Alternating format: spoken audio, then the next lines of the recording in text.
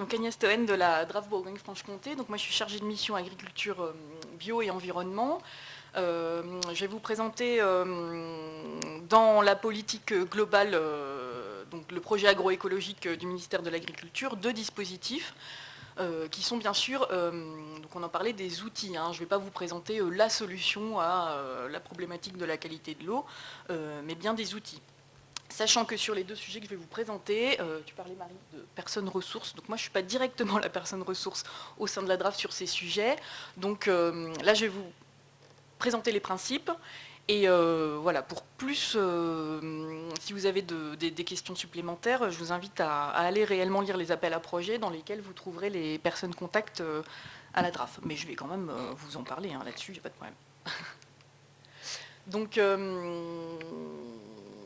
j'ai choisi de vous présenter en fait 2 appels à projets qui concernent des dispositifs, on va dire, qui s'appliquent à des collectifs. Au sein du ministère de l'Agriculture, on a plusieurs dispositifs réglementaires qui permettent voilà, d'accompagner ou des projets individuels ou des projets collectifs. Là, vous présentez les projets collectifs. Voilà, c'était pour nous vous présenter quelque chose de plus structurant dans la mise en place des systèmes alimentaires. Donc en première partie, l'appel à projet GI2E 30 000. Donc, que je pense vous connaissez certainement. Je sais qu'il y a des structures dans la salle qui sont potentiellement animatrices de groupe. Et vous, en tant qu'animateur captaire, peut-être que vous êtes associé à ces groupes d'agriculteurs.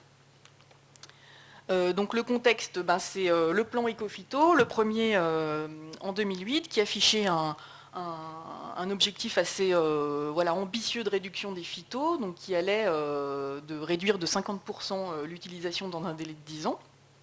Donc ça, c'est le contexte, on va dire, initial. Il a été conforté par la loi d'avenir pour l'agriculture, l'alimentation et la forêt en 2004, qui voilà, souhaite promouvoir et accompagner les systèmes agricoles dans une transition agroécologique. Ensuite, en 2015, on a le plan Ecophyto 2, donc qui a permis de réaffirmer, mais aussi du coup plutôt réviser le plan Ecophyto 1, qui affichait un objectif quand même assez conséquent sur une période assez courte. Donc il a été revu en 2 trajectoires, un horizon 2020, où on se fixe une réduction de 25% des phytos, et un horizon 2025 avec moins 25% supplémentaires. Avec là, du coup, un objectif d'instaurer des mutations plus profondes dans les systèmes de production agricole. En 2017, les États généraux de l'alimentation, qui ont encore une fois conforté voilà, l'engagement de la France sur la voie de l'agroécologie.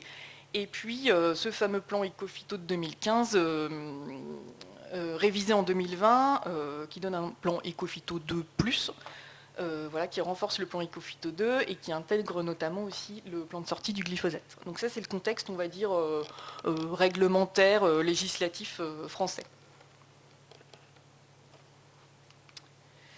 Donc les dispositifs mis en place qui s'appliquent à des collectifs d'agriculteurs et qui découlent de ce contexte national, donc c'est les fermes défis en 2011. Alors les fermes défis, l'objectif c'était d'engager 30 000 fermes dans la réduction des phytos. Alors pour qu'elles servent de création de référence sur l'utilisation des produits, leurs conséquences, et puis qu'elles servent aussi de démonstration. Donc l'objectif, c'était de créer un réseau voilà, d'expérimentation sur la réduction de l'utilisation des phytos. Et alors, défi, j'ai cherché ce que ça voulait dire. C'est un acronyme, en fait, ça veut dire démonstration, expérimentation et production de référence sur les systèmes économes en phytosanitaire. En 2013, un nouveau dispositif, la MCAE, c'est un peu l'ancêtre des GI2E, c'est la mobilisation collective pour l'agroécologie, qui a été révisée ensuite, donc par les GI2E mis en place en 2015. Je vous présenterai les GI2E et les 30 000 tout de suite. Et puis en 2017, donc l'instauration du dispositif 30 000, qui est un mixte en fait, entre les groupes défis et les groupes GI2E, et qui est centré sur la réduction de l'utilisation des produits phyto. Voilà pour le calendrier. Donc l'objectif de l'appel à projet GI2E 30 000, donc c'est un seul et même appel à projet. Et l'objectif global, donc, c'est d'accompagner, développer et massifier les collectifs d'agriculteurs engagés dans la transition agroécologique.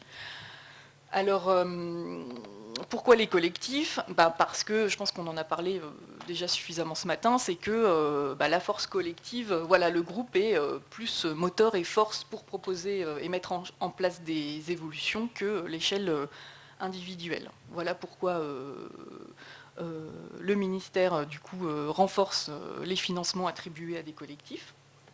Et ça permet aussi de réduire les coûts et les risques, en fait, d'avoir davantage d'assurance que si on s'engage à une échelle individuelle. Et ça permet, bien sûr, le groupe permet de faire bénéficier de l'expérience d'un agriculteur avec les autres agriculteurs de son groupe, mais également avec d'autres groupes. Parce que quand on s'inscrit donc dans la démarche d'un collectif, qu'il soit GI2E ou 30 000, on bénéficie du coup d'un réseau d'échange et de capitalisation au niveau régional qui est animé par la Chambre régionale d'agriculture et qui permet de capitaliser les expériences, de rencontrer d'autres groupes et de profiter de ce qui s'y passe. Et on peut aussi, du coup, en étant inscrit, en étant agriculteur d'un membre GI2E, profiter d'aides préférentielles, notamment dans les aides de la PAC. Donc les GI2E, donc GI2E c'est quoi? C'est groupe d'intérêt économique et environnemental.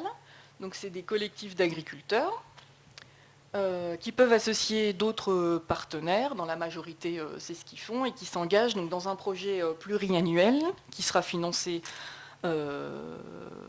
pour 3 ans maximum, dans une modification ou une consolidation de leurs pratiques qui visent à la fois des objectifs économiques, environnementaux et sociaux.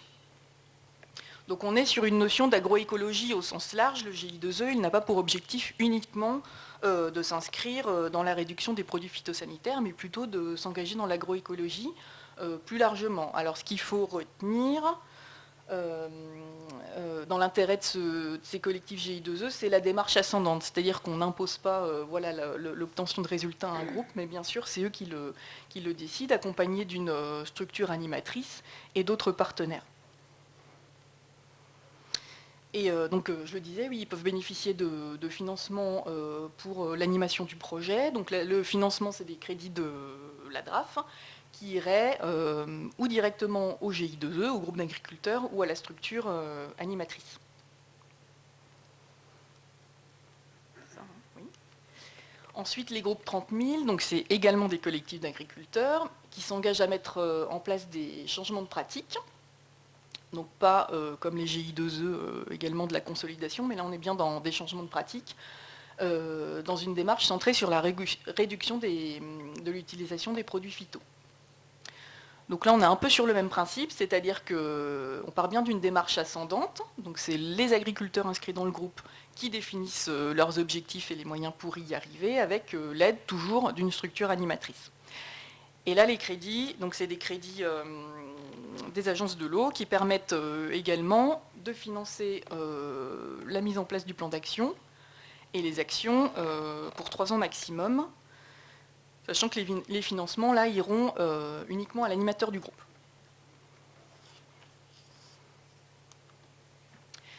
Donc dans l'appel à projet, on a 2 volets, chacun répartis en 2 autres volets. Donc si le groupe a un projet sur l'agroécologie au sens large, il va s'orienter davantage vers la constitution d'un groupe GI2E. Donc pour les groupes qui s'engagent d'ores et déjà dans un projet agroécologique, ils peuvent être reconnus GI2E par le ministère de l'Agriculture. Et quand ils sont reconnus ou en cours de reconnaissance, déposer une demande de subvention pour être financé sur 3 ans maximum pour bénéficier de crédits pour mettre en place le plan d'action du groupe. Si le projet est davantage sur la réduction de l'utilisation des produits phyto, donc là on s'oriente plutôt sur un groupe 30 000. Il y a des financements possibles sur l'émergence, c'est-à-dire qu'on peut financer sur une année l'émergence d'un groupe pour qu'il se constitue, pour qu'il réfléchisse à ses objectifs et à comment il va s'y prendre, avec quelle structure il va être accompagné. Et puis une fois que le groupe est constitué, il peut bénéficier par la suite de 3 ans pareil de financement pour son animation.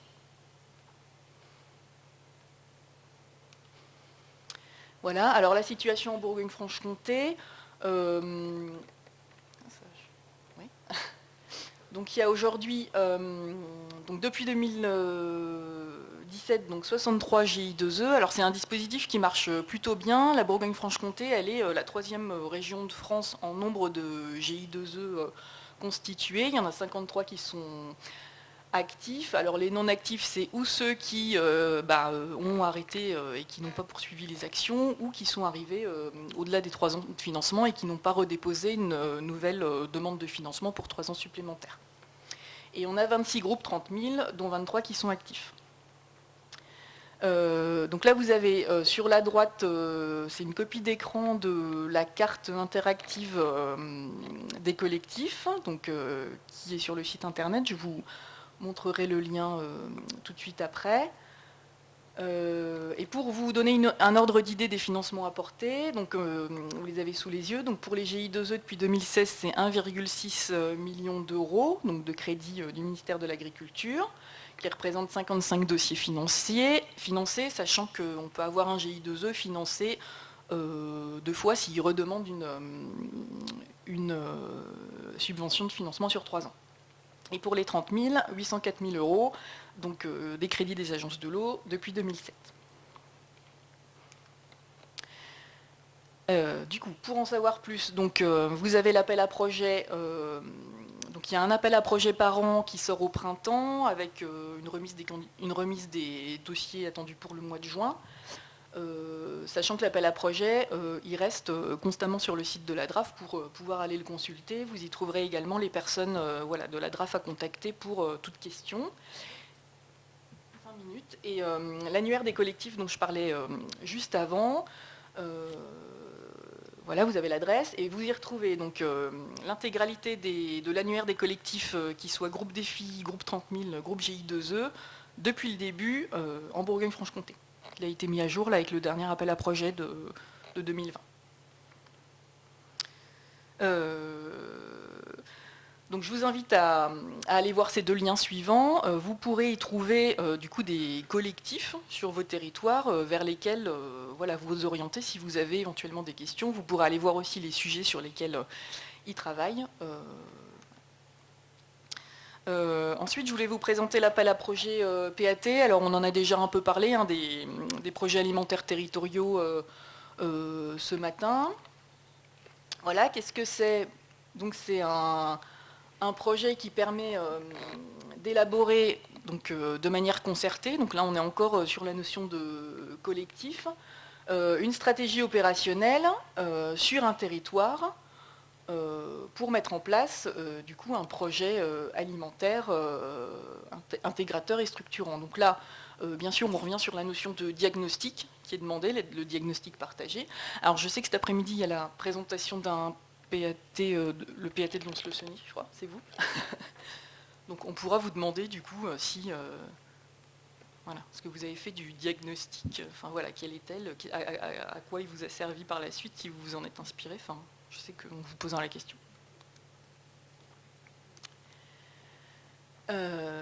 Voilà, et quels sont les enjeux? Les enjeux, ils s'inscrivent dans le PNA, donc c'est le plan national d'alimentation qui va jusqu'à 2023 et qui du coup revêt une dimension économique, environnementale et sociale. On en a parlé aussi ce matin, je ne vais peut-être pas développer plus. Alors quels appuis méthodaux et financiers pour mettre en place un PAT? Il y a un cabinet d'études, c'est le cabinet Ceresco, anciennement Bléza, peut-être que vous l'avez rencontré sur d'autres études, donc qui est missionné par la DRAF via les crédits du réseau rural pour accompagner des territoires de Bourgogne-Franche-Comté dans l'élaboration de leur stratégie alimentaire. Donc ils travaillent sur un recensement des projets sur les territoires, sur de la mise en réseau. Donc ils ont proposé des journées thématiques, ils ont proposé aussi des formations, et puis ils accompagnent individuellement et collectivement les territoires qui sont sélectionnés par un appel à manifestation d'intérêt. Donc il y en a eu un en 2019 et il y en aura un en 2020 aussi. Donc en termes de ressources, ils vont mettre en ligne une cartographie, un annuaire des territoires et puis un guide des financeurs. Pour financer les projets de PAT, donc ça s'inscrit toujours dans le PNA, on a un appel à projet régional annuel qui s'appelle Alimentation durable et territoire. Donc celui de cette année, il a été clôturé le 11 septembre. Donc on y retrouve des dossiers de demande de financement de PAT. Et puis les territoires peuvent aussi être financés via l'appel à projet national. Il n'y a pas eu d'appel à projet encore en 2020, mais il y en a un par an. Donc ça permet de financer, on va dire, l'animation du PAT, sa mise en place, donc avec des dépenses de personnel, de la prestation, des investissements matériels aussi. Donc ça c'est pour les crédits du ministère de l'Agriculture, mais je sais qu'il y a des collectivités comme, je pense, des départements, ou voire des programmes leaders qui peuvent, eux, financer des choses aussi sur l'émergence de PAT. Donc là, je vous ai mis la carte des territoires qui, en 2019, ont profité de l'accompagnement du cabinet Ceresco. Donc on voit qu'ils représentent un peu... voilà, ils sont situés sur tout le territoire de Bourgogne-Franche-Comté, hormis la Nièvre. Donc il y en a 15, et il y en aura 15 supplémentaires cette année. Enfin, plutôt l'année prochaine, parce que ça va être un peu reporté à cause des événements. Et donc, il y a aussi pour ce dispositif-là, donc on parlait ce matin là, de la reconnaissance des PAT. Alors, je ne sais pas si du coup les PAT reconnus en Bourgogne-Franche-Comté sont les plus exemplaires. Je ne sais pas, mais en tout cas, donc, il y a un dispositif de reconnaissance officielle par le ministère de l'Agriculture qui permet en fait d'être estampillé PAT reconnu par le ministère de l'Agriculture. Et donc on en a 3 aujourd'hui en Bourgogne-Franche-Comté, le Grand Autunois Morvan, Montbéliard Agglomération et Besançon Métropole.